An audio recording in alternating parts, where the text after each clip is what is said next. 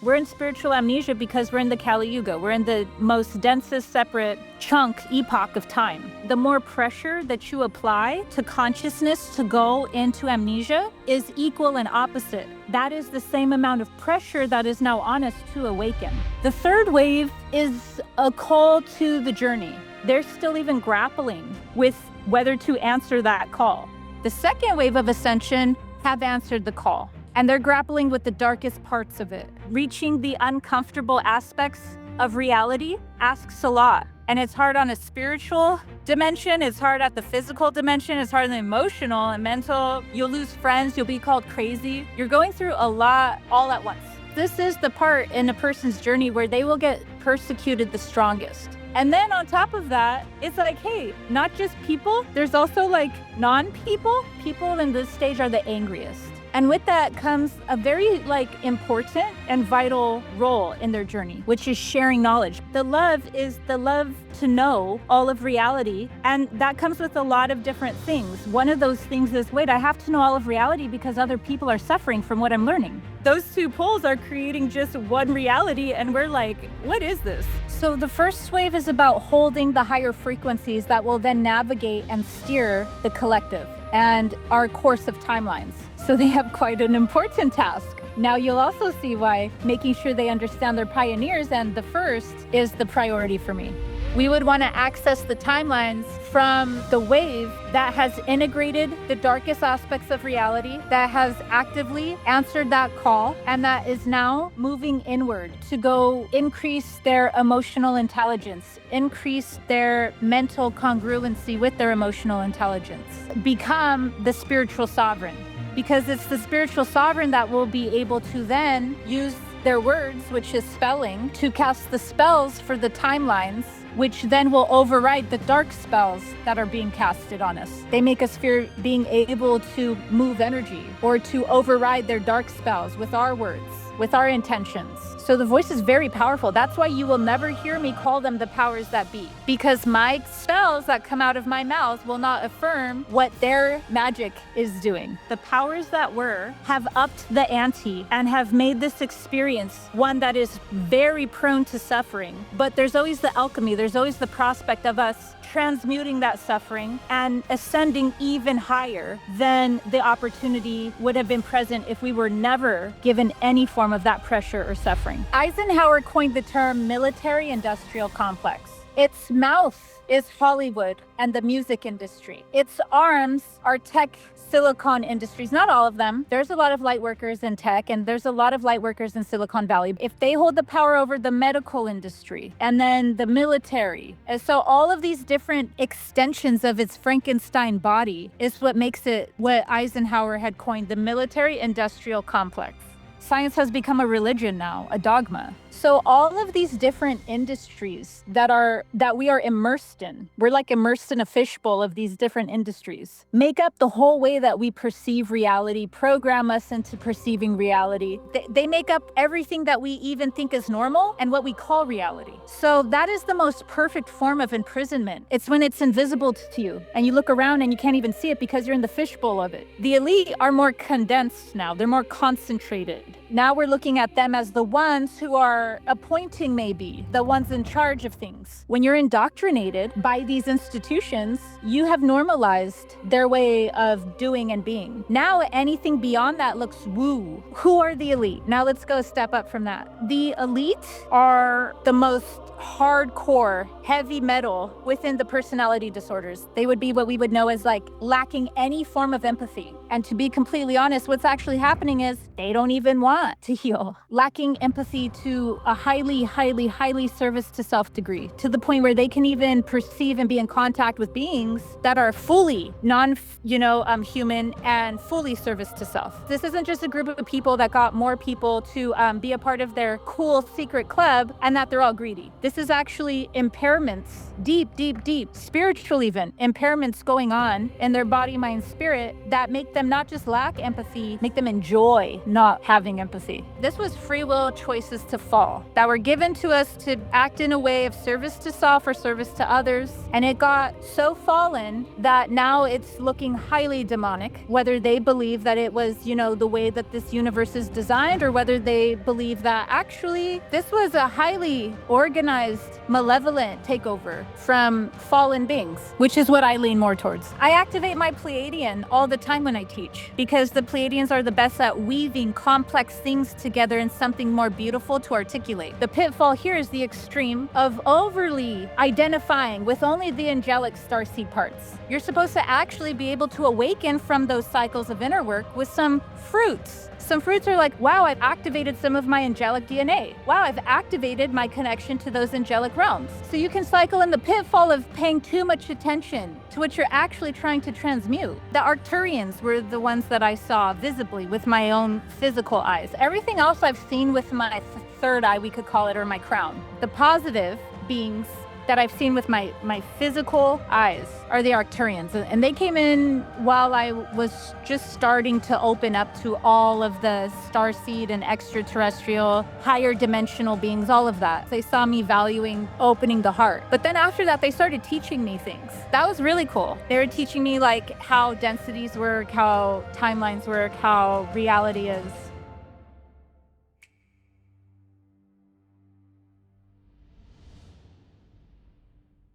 Hey everyone, I hope you enjoyed today's cinematic.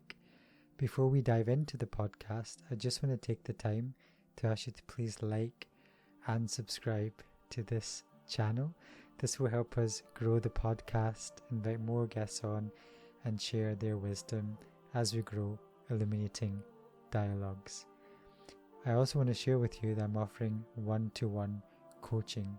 This is a space where we navigate together to clarify your vision, align yourself to your values, and achieve transformation. If you feel called for that, you can book a session with me on my website, Jhoty.com. There should be some testimonials as well there. The links are in the description below, and also there's a link for you to join our WhatsApp community as well, where you can discuss these episodes. So I hope you enjoy the rest of the podcast ahead. Hello everybody, and welcome to Illuminating Dialogues number 48. We have the pleasure of sitting down and talking to Sarah Elkhaldy, aka the Alchemist, today. How are you, and where in the world are you coming from? I'm doing fabulous. I'm here in sunny Southern California, sunbathing in a park. Nice. And yeah, I just really appreciate you taking the time to sit down on this podcast. On my journey, your help last year has been so helpful. We did one of the sessions. Also, your videos have been super helpful as well. So I'm just glad to take the time and have this dialogue and hopefully share this with the community. So with that being said, I'd love to give a short introduction of you to everybody as well. So Sarah is a mystic, spiritual teacher, light and shadow worker, and her channel, Alchemist, dives into the esoteric arts. Sarah is highly claircognizant. Hopefully we'll dive into this. Her intuitive abilities and explanations of the nature of reality create energetic transformations and transmissions that activate her audience on a soul level to help humanity gracefully tap into our evolutionary potential. So as I read that, this dialogue is called Illuminating Dialogues. It's really a space for the speaker to come together and hopefully have a dialogue and journey to maybe a space we haven't gone before, and hopefully illuminate ourselves and also the listeners as well. So with that being said, my first question to you, Sarah, is what lights you up? Ooh. At the moment, what's lighting me up is thinking of things that I used to be into before I got deeply committed to my spiritual path.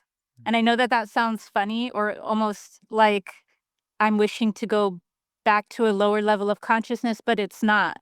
It's actually just simple things like, for instance, have you ever heard of the cartoon Adventure Time? Or yeah, with the guy with the like white weird hat. Yeah.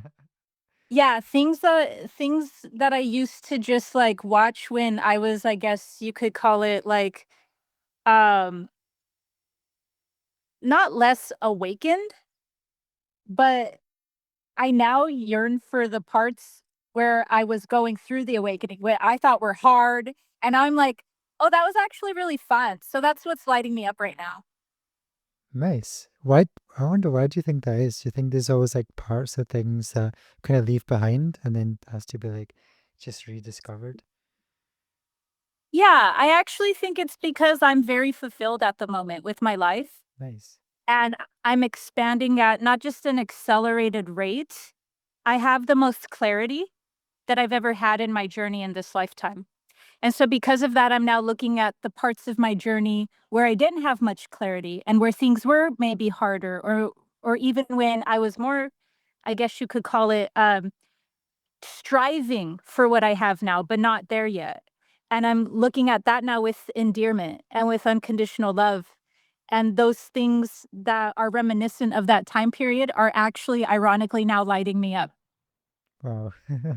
That's super cool. I've had like a few dialogues like that actually, and people like kind of going back to like their inner child or like finding cricket or things like that. So that's super cool to hear. Yeah. Um, yeah, like I feel like I'm gonna like switch gears a bit. So Yeah. you talk about spiritual sovereignty and discernment. Like come across your channel a few years ago, that helped me a lot because on the spiritual path, like when I just first started, I didn't have a whole lot of discernment. And I feel like your videos were like discernment, discernment, discernment. And that's kind of helped me a lot so far in my journey. So I'm just wondering, like, when you started to awaken on the journey, what was your journey of sovereignty and really like integrity? Because I'm finding this quite a lot on this journey so far, but also at the same time being part of like the collective consciousness. So having that inner integrity, but also realizing that we're not cut off from the collective consciousness as well. Yeah. So I don't view integrity as being oppositional to unity or to anything else. So how I would define integrity is making sure that we have internal congruency. What I mean by congruency is that what we say is matching what we truly feel and truly believe, and those are matching our actions. So that would be when we're coherent or, as I said, congruent.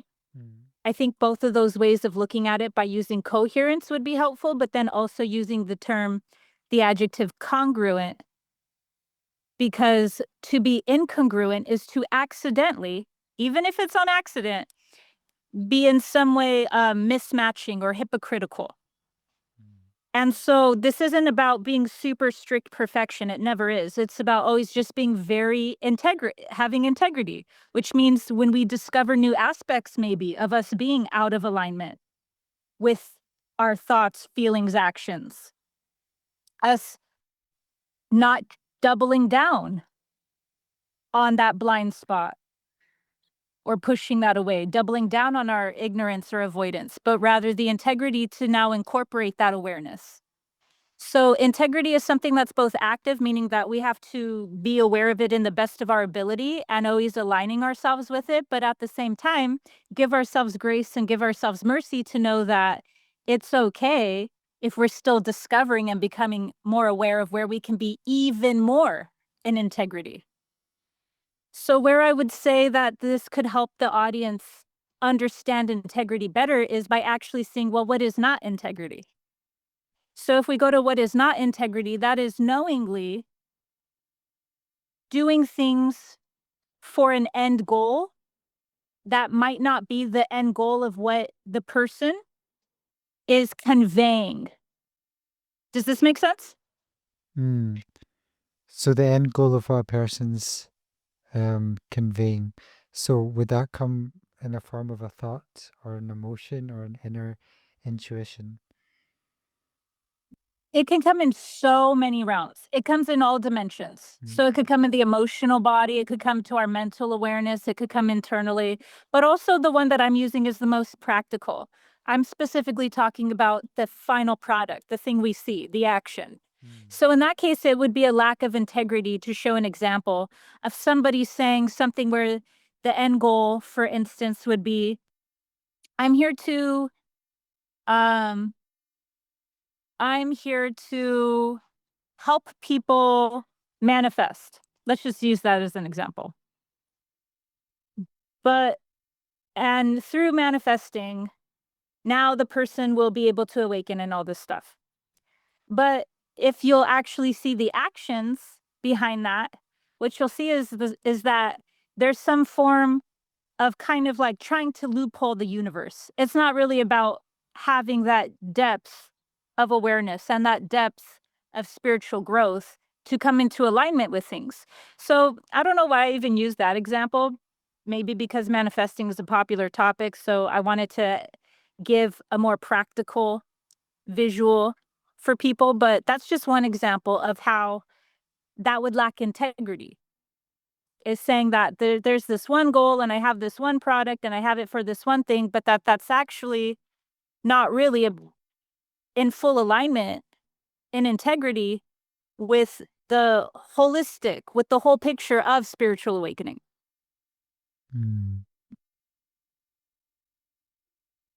And I'm just wondering as well, why do we have this spiritual amnesia? Because, and you mentioned it before when I was looking through a lot of podcasts and videos, like, is it to do with the time and the epoch that we're in? Like the time of, we'll call it Kali Yuga or Kali Yuga, the way that astronomy is? Is it because of this, our spiritual amnesia is? Or is it just dependent on the person's mental state? I actually truly believe, and this will fluctuate because this is a large question, but this is the heart to me of what to be asking. I think this is the best question because on one hand, we can just look at this as, well, there's cycles of time. Some cycles go deeper into ignorance and separation, and some cycles go more into awareness and unity. And it'd just be easy to leave the answer there because it's already packaged for us. But I'm more complex than that. I actually think that there's a reason why I won't just leave it there. And I think it's because the universe itself has nothing to gain by being redundant and repetitious. So there's a reason why I won't leave it there and others won't leave it there. And that's because we're probably not meant to just leave it there. So beyond that prepackaged answer, which is, yeah, we're in spiritual amnesia because we're in the Kali Yuga. We're in the most densest separate epoch of time. I would say that there's more pressure spiritually for us to go into amnesia because the more pressure that you apply to consciousness to go into amnesia is equal and opposite. What I mean by that is the same amount of pressure that is now on us to awaken. And now, if we look at spiritual amnesia from this perception, rather than just saying, yeah, there's cycles of time, we go through some that are more dense, we go through some that are more light. Now we can start looking at it like this. And this is what's important, and to answer your question.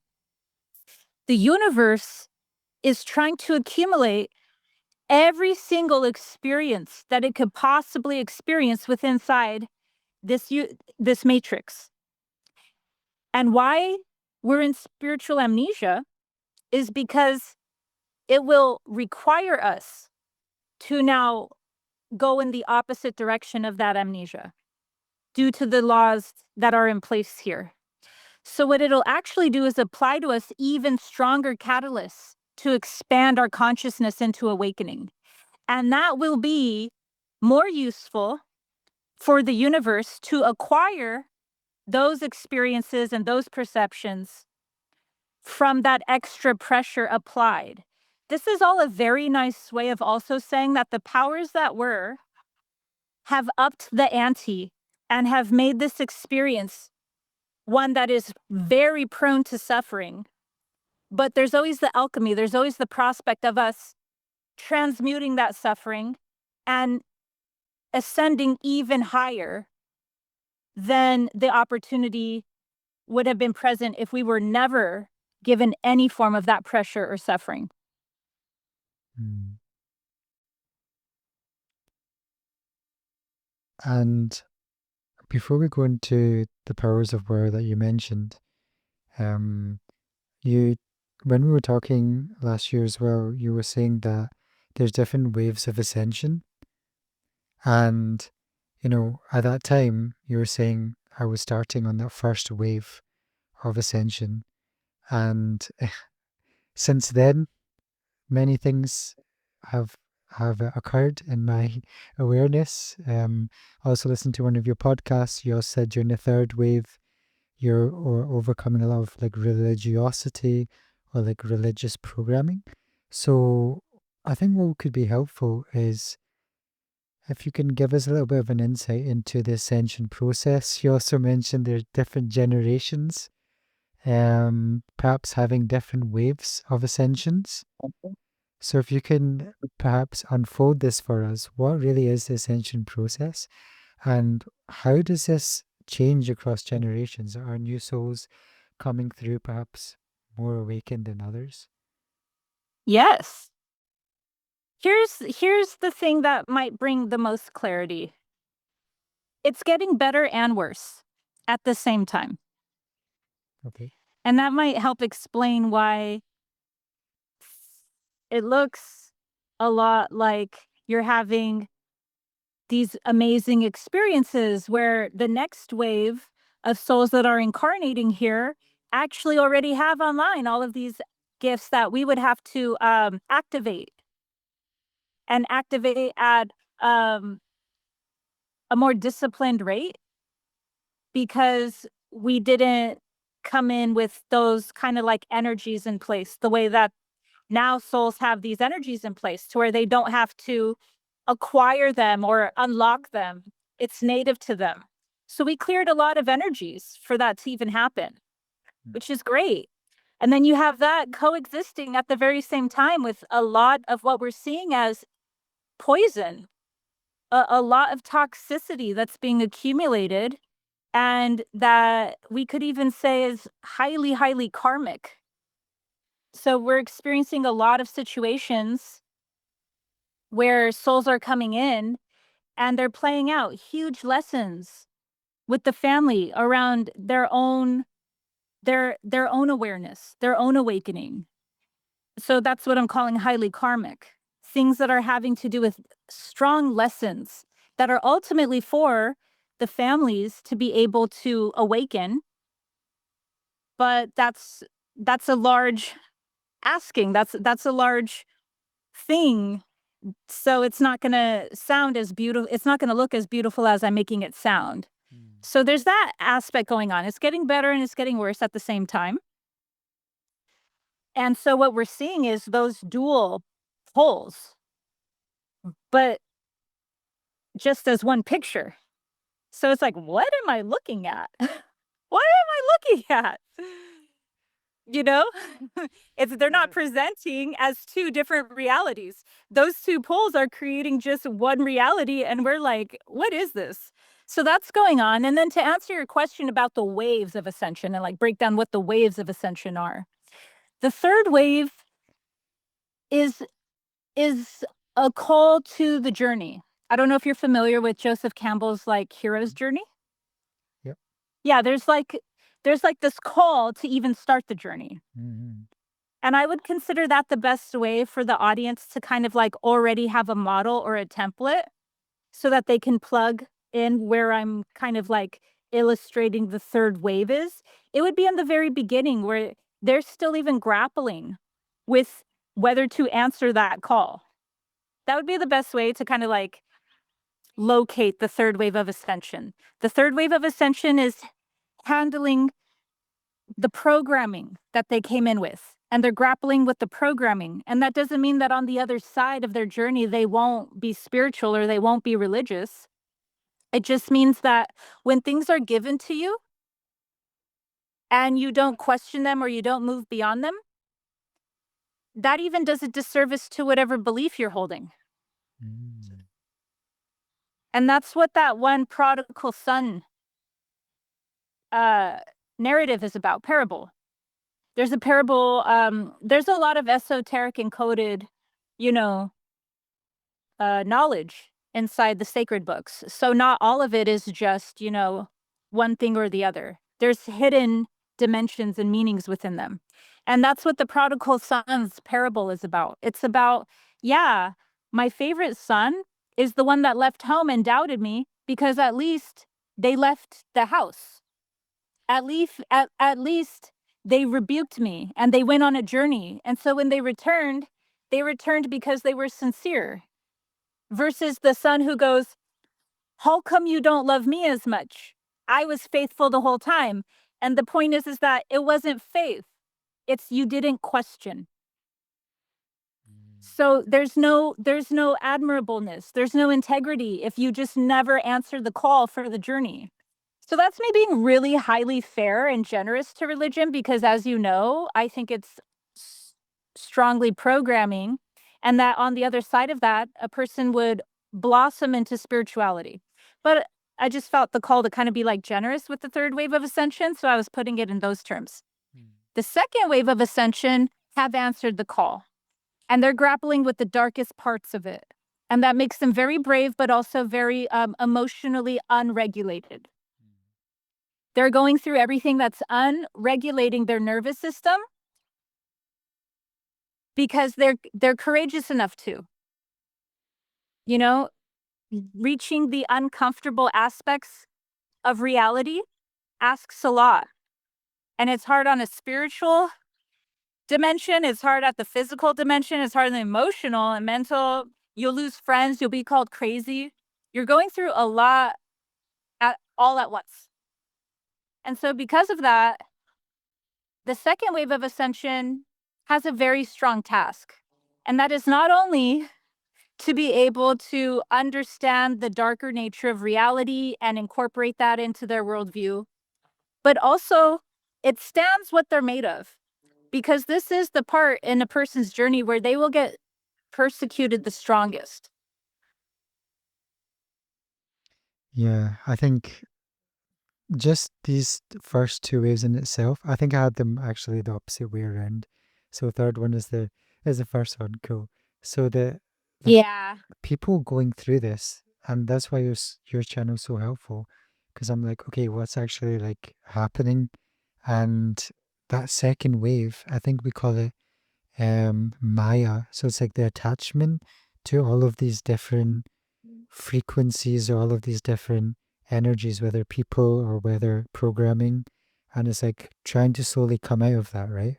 Is that what that second wave is about? Yeah. And there's a lot there within that stage. So it's not just one theme that they're encountering. It is multiple themes. It is the metaphysical darkness.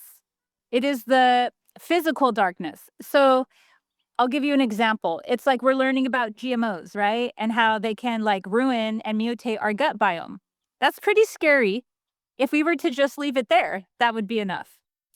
But the second wave of ascension is learning about that, like toxins, but they're also having to incorporate like, hey, why does these group of people want to hurt us?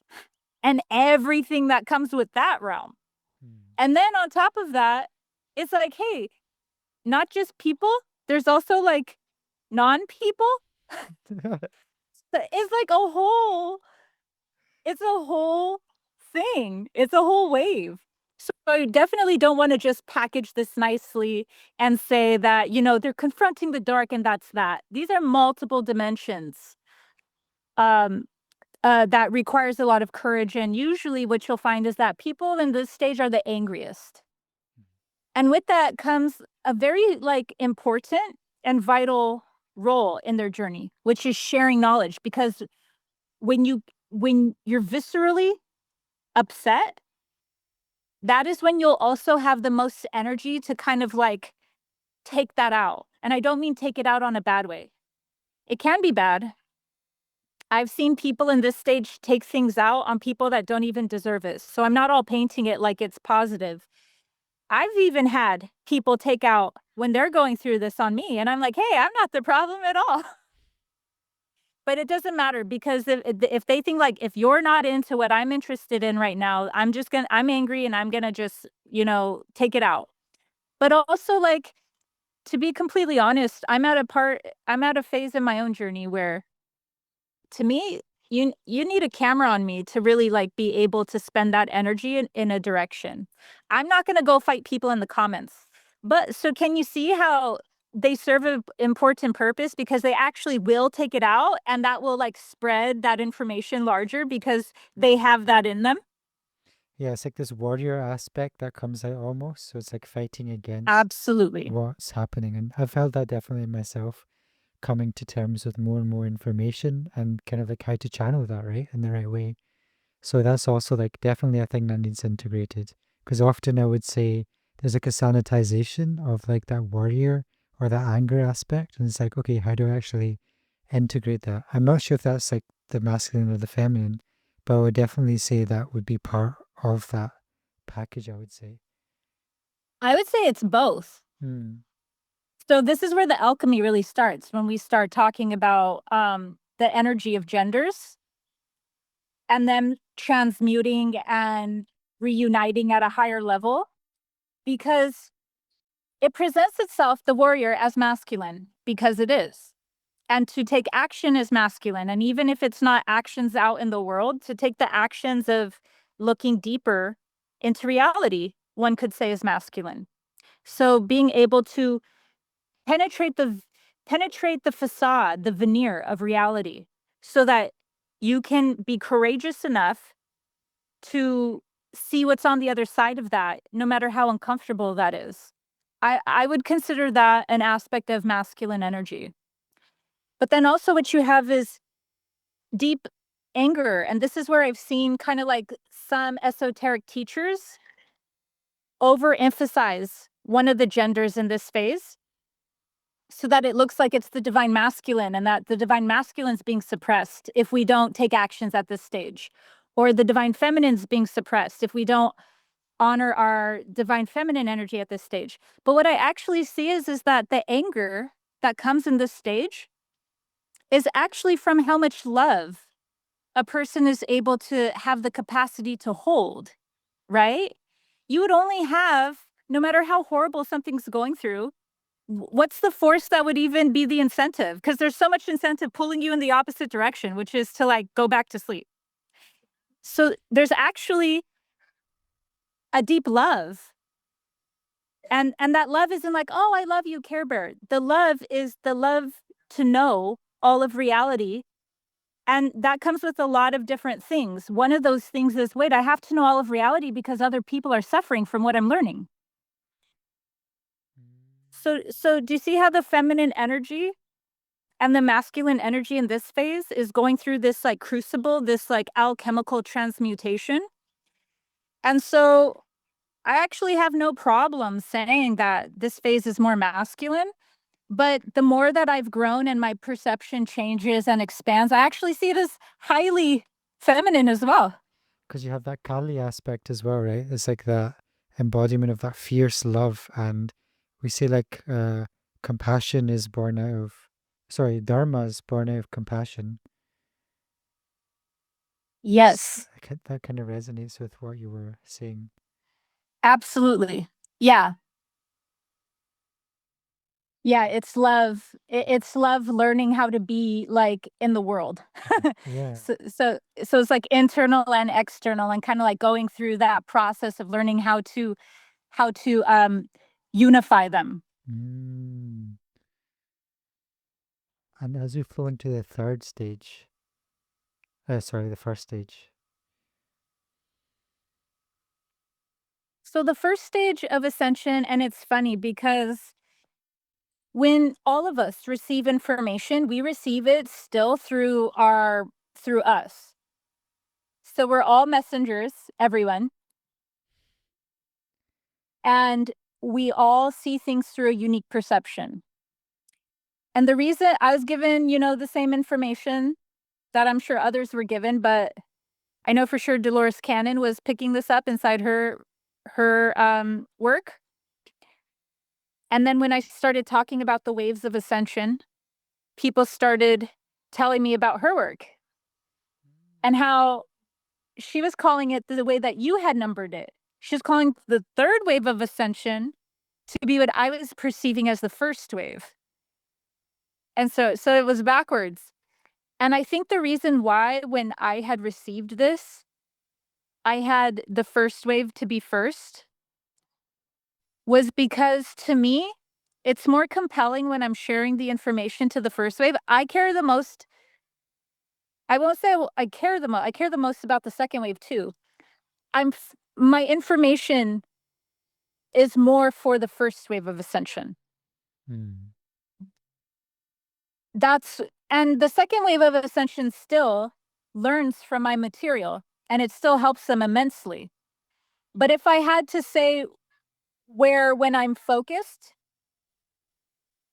I'm focused in the first wave of ascension. That's where I wish to serve the most.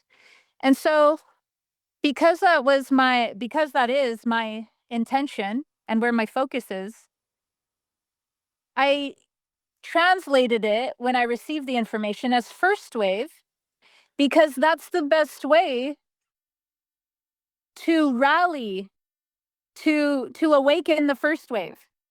If you tell the first wave they're the third wave, that's great.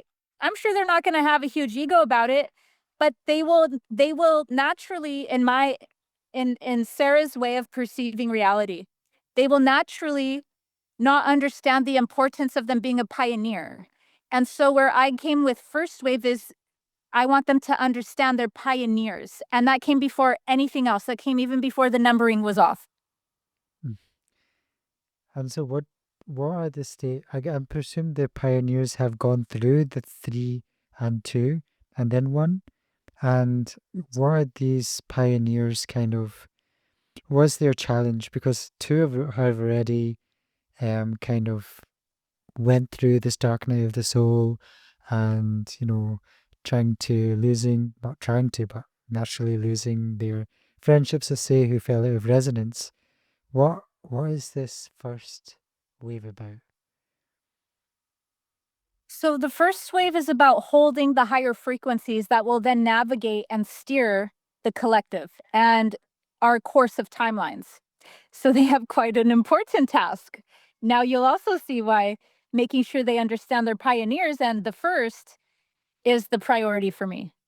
It's because the second wave serves a very important sacred rite of passage, but at the end of the day, it's incomplete alchemy. They're in the middle of the alchemical great work.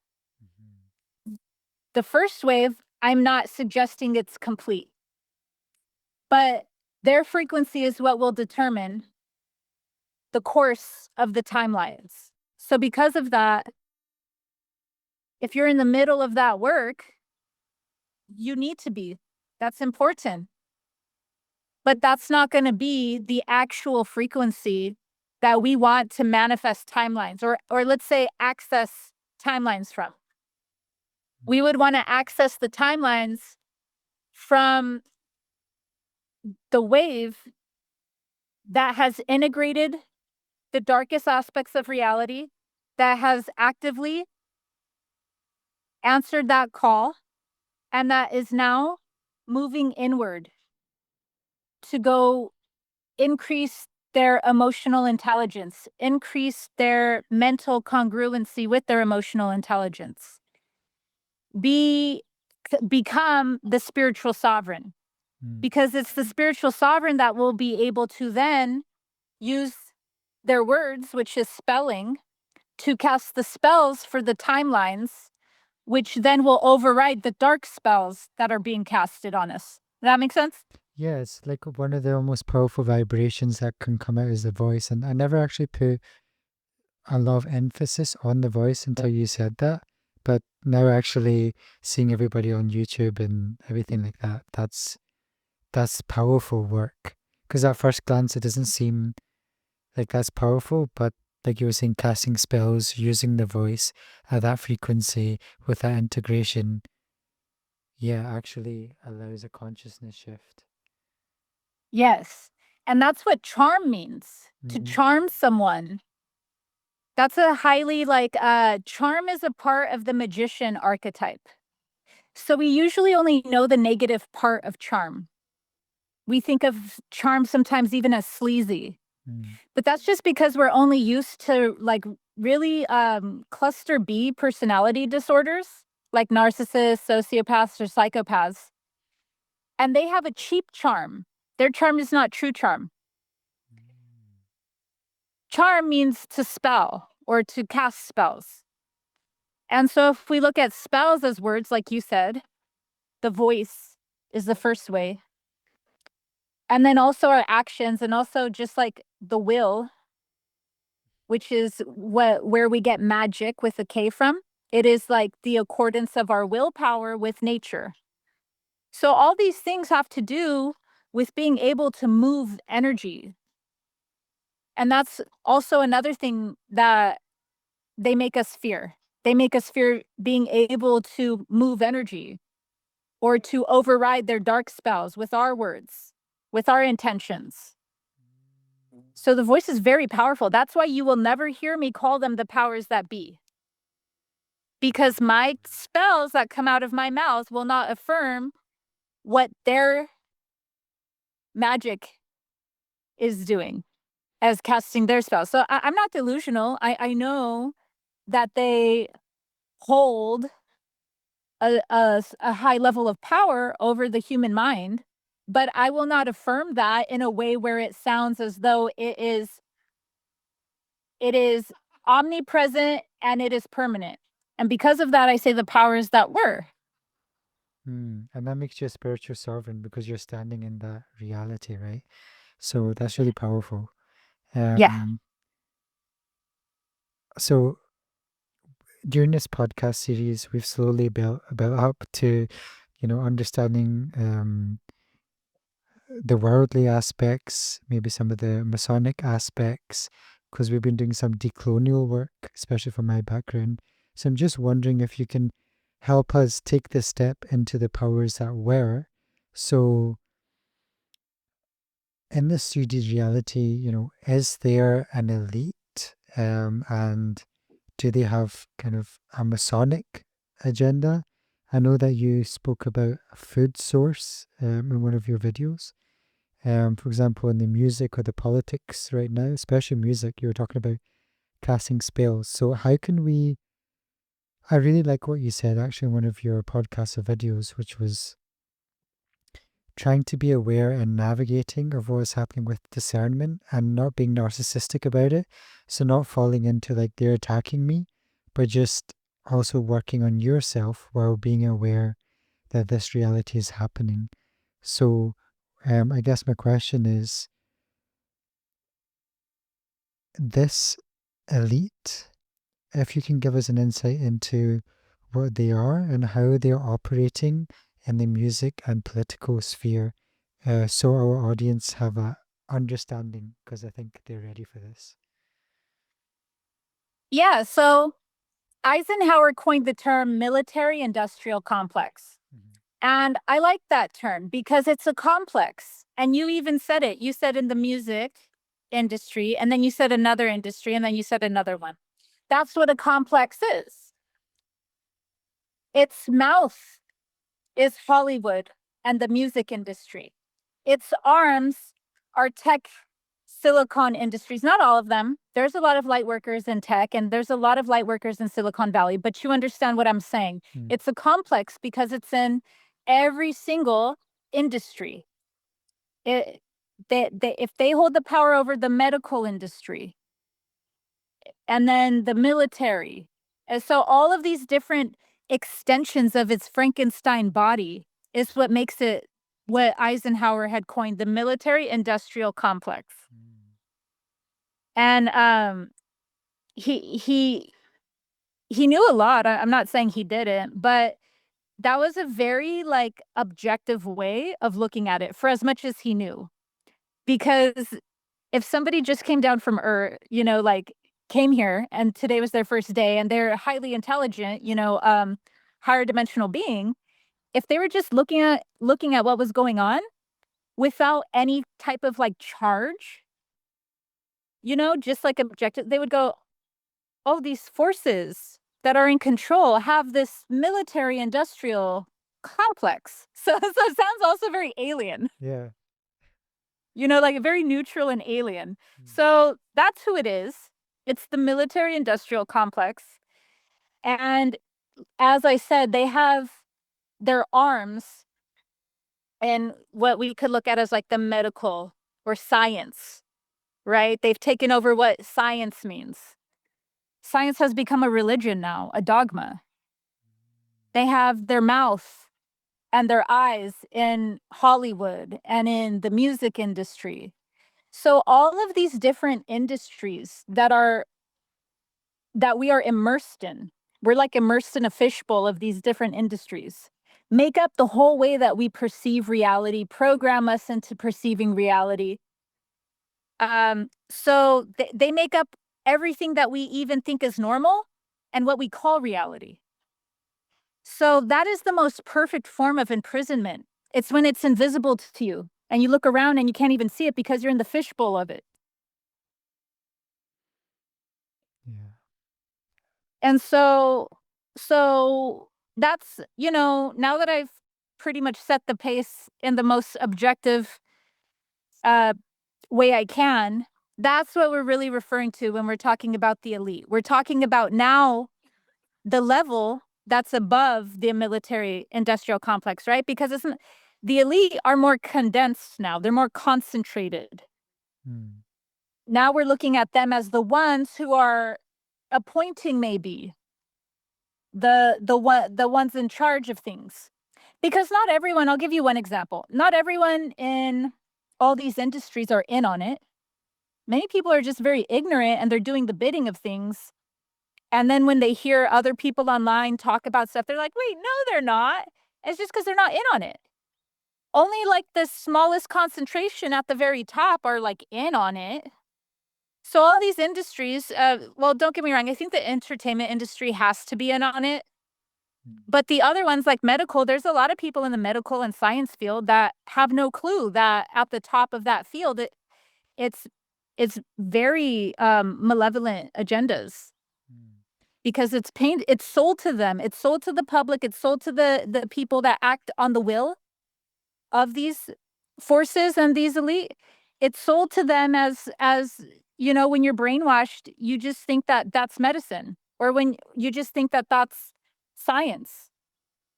So you'd have to be thoroughly brainwashed, which goes back once again to spelling. When you're indoctrinated by these institutions, you have normalized their way of doing and being. Now anything beyond that looks woo. It looks like, oh, you're weird.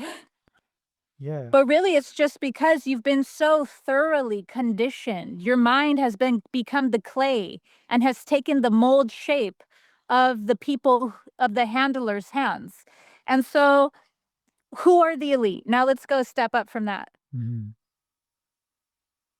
The elite are, when I talked very briefly about cluster B personality type disorders, they would be the most hardcore, heavy metal within the personality disorders. They would be what we would know as like lacking any form of empathy, lacking any ability for conscious.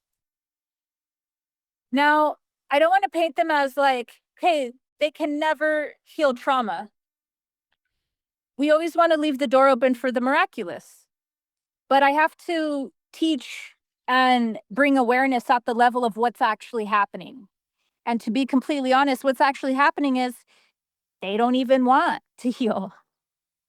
And so, can everyone be redeemed? Sure. I'm a sucker for redemption. But also to just paint this as, well, this was childhood trauma. And, they just need to heal. That's not the wholeness of this reality. That's not the wholeness of what's going on. These are highly concentrated, lacking empathy to a highly, highly, highly service to self degree, to the point where they can even perceive and be in contact with beings that are fully human and fully service to self. So what we have here is quite the predicament. We have forces at play that we think are human, and we think also have empathy, and we think just are greedy. And that could not be further from the truth. And that's where we first lose the full scope of what's going on, because this isn't just a group of people that got more people to be a part of their cool secret club and that they're all greedy. This is actually impairments, deep, deep, deep, spiritual even impairments going on in their body, mind, spirit that make them not just lack empathy, make them enjoy not having empathy. And are these impairments, were they put in spiritually by force or by choice? And also, who is this being? Who are the beings that you mentioned at the start behind the elites? Well, if I say those, then your video is gonna get a little Wikipedia thing underneath it. I don't want your video to get a little Wikipedia thing underneath it. Let's call them dragons. Okay, fine. We'll use that term. Or you can rhyme it.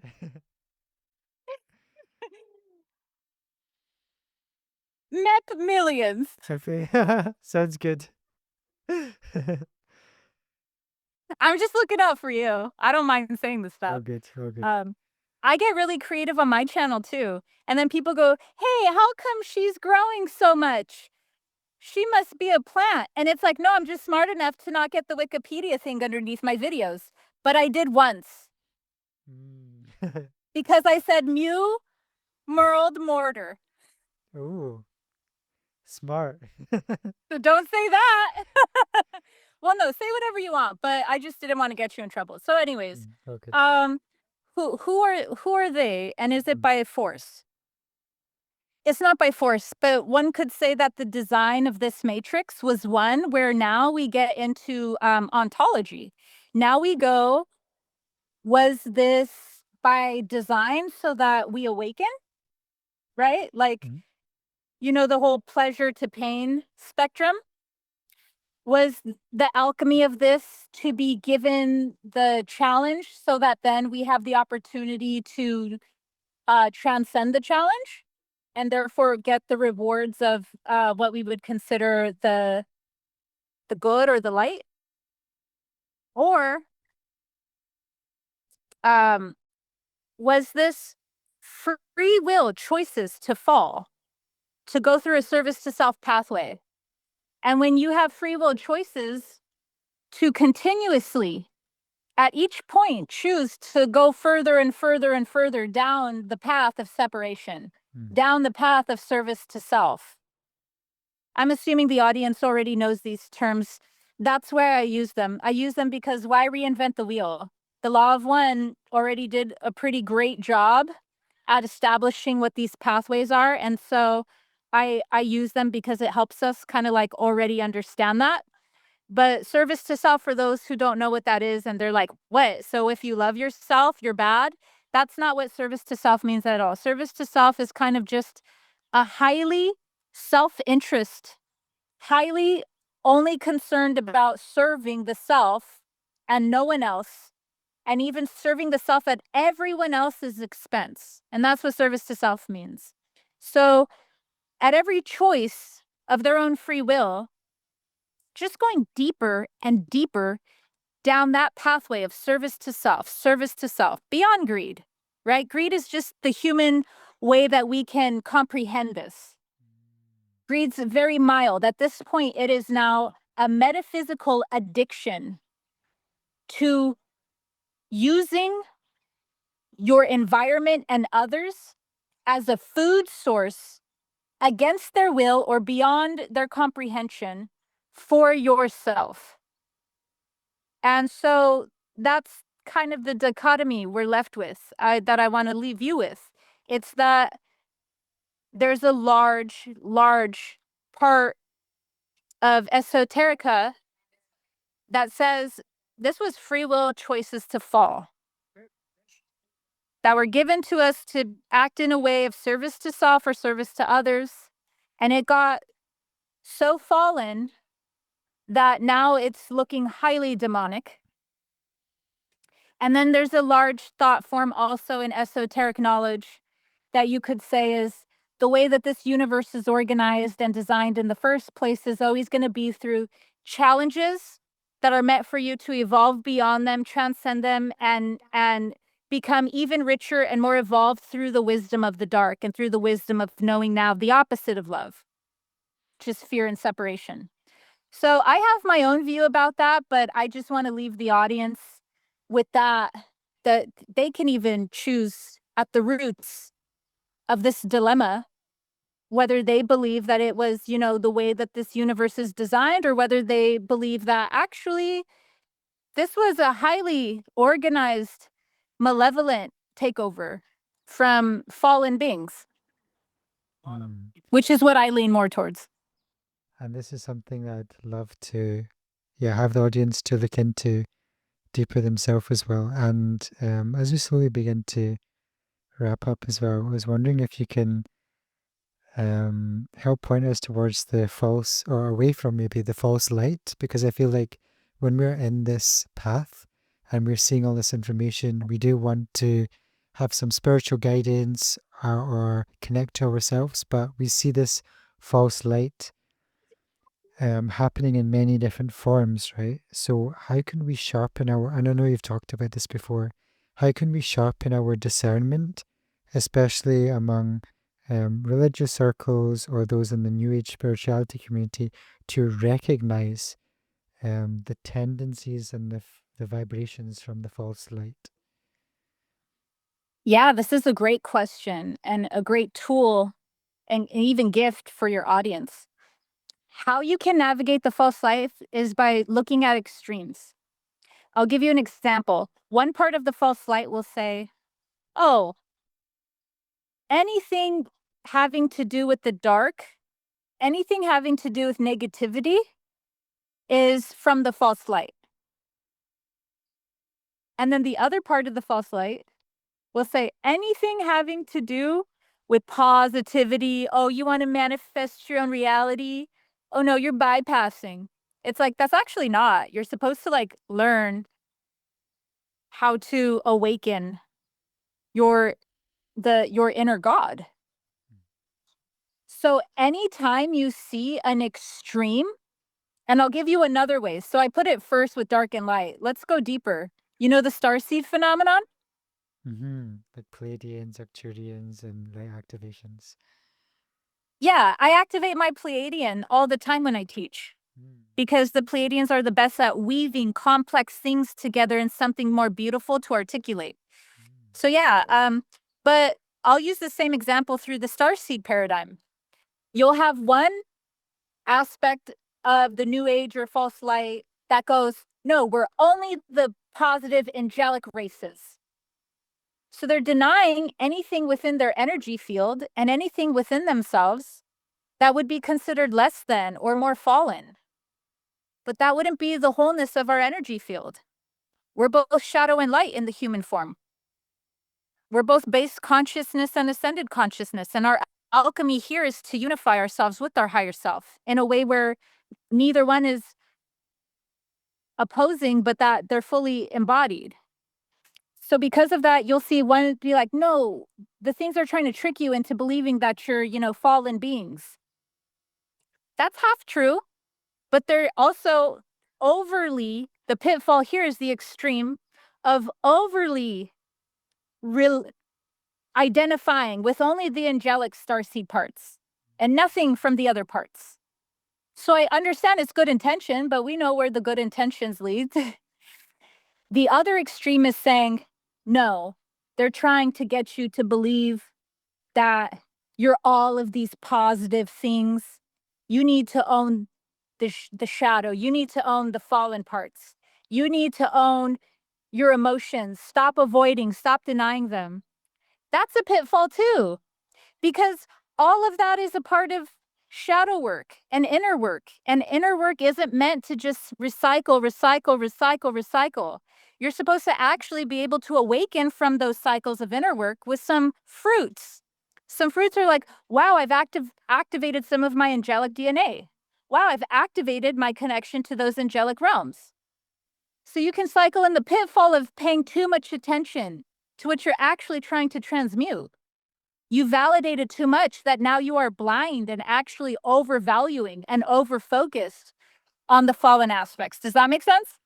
Yeah, that's opened my mind up more to the real alchemical components. It's like you can be caught in one cycle of the dark or one chasing the light, but it's really, like you said, nature is like the tree and the fruits.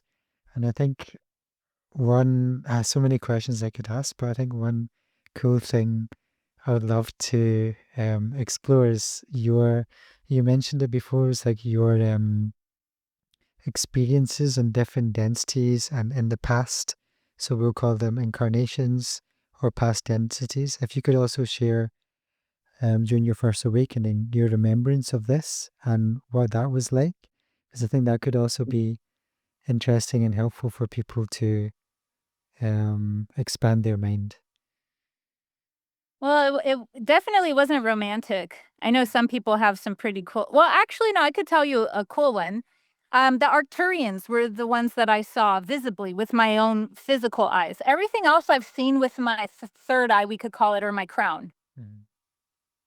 But the positive beings that I've seen with my physical eyes are the Arcturians, and they came in while I was just starting to open up to all of the starseed and extraterrestrial, higher dimensional beings, all of that. And they were teaching me.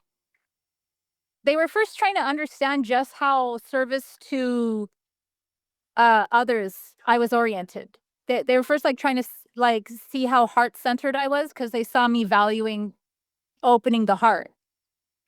But then after that, they started teaching me things. So that was really cool. They were teaching me like how densities work, how timelines work, how reality is a hologram, all these cool things. But they first were just examining me, I'd say for a month. And what they, like I said, what they were doing, because I know through the telepathy of these experiences that they were they were seeing how much I valued the heart center path before they like go any further. So the negative experiences, the one thing the audience should know is that it's very common for you to start attracting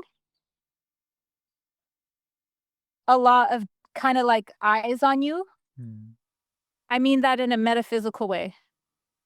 So once kind of like the signal had been seen that I was connecting with these beings, more that attracted more metaphysical eyes that weren't so great.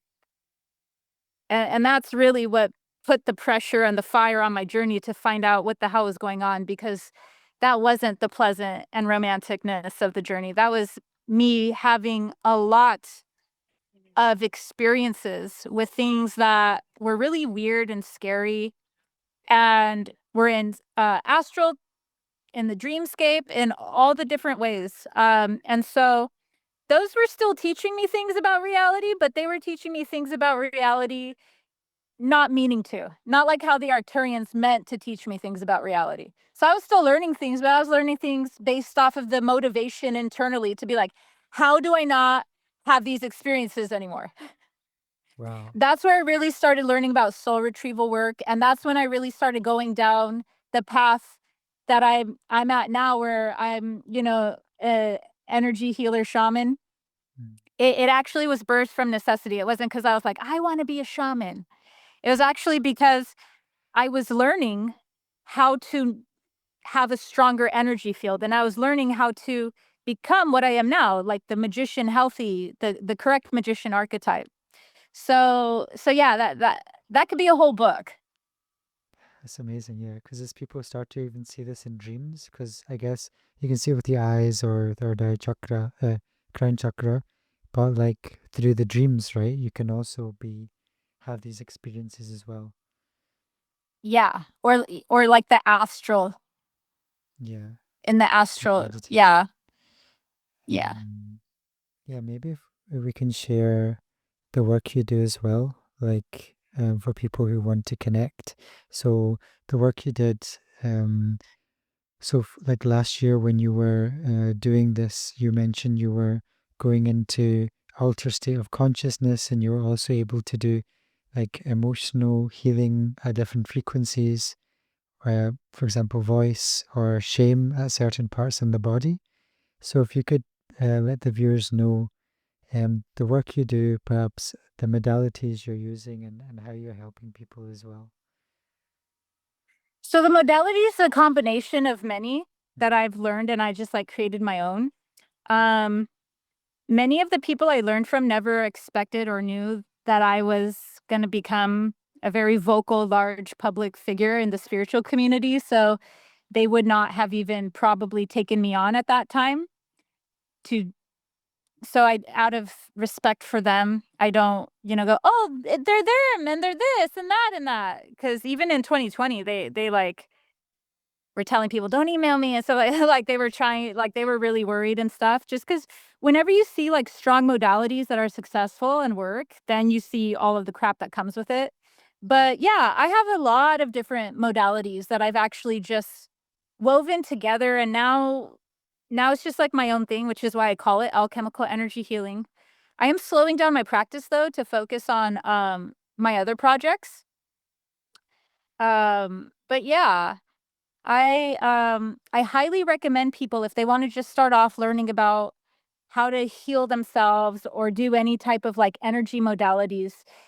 I would give them the advice of start wherever you just have the strongest energy in that direction and the strongest curiosity, because it's really helpful to know that whatever you're interested in now and whatever modality or energetic techniques you're learning about now, they'll grow and they'll change.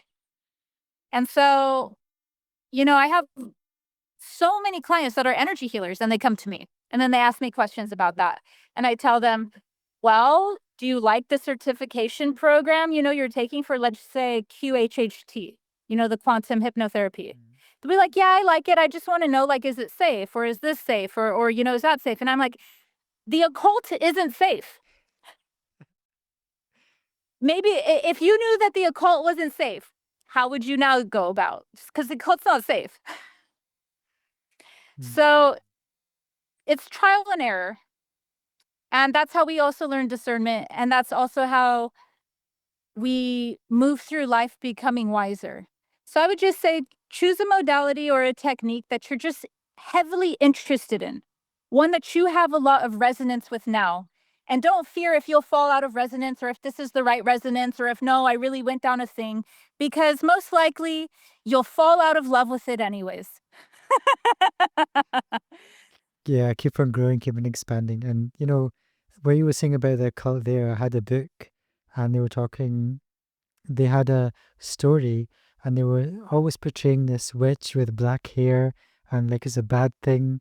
But like this occult can be used in the context of Dharma. And I feel like it's such a well the work we're doing is like the decolonialization, but it's really this overall, it's really this weird shaping of the feminine aspect that we cannot get in touch with that aspects. And I feel like a lot of indigenous cultures also carry that too.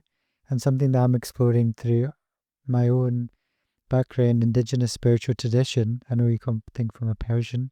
I come from Sikh tradition. It's like kirtan or like rags or mantras, and that when we sing or when we go through that, I notice that has a massive mind heart coherence and expansion through different emotions, and I think that's also like an alchemization. So I don't know if you've heard that or had experience with that before. Yes. The occult is highly feminine, and that's why we're taught to fear it, and that's why we're taught that it's scary. And if you practice it, you're practicing something bad and dark. It's because then you'll be free and you'll truly be a sovereign master if you master the feminine energy of the occult. Amazing. We're a place to end on.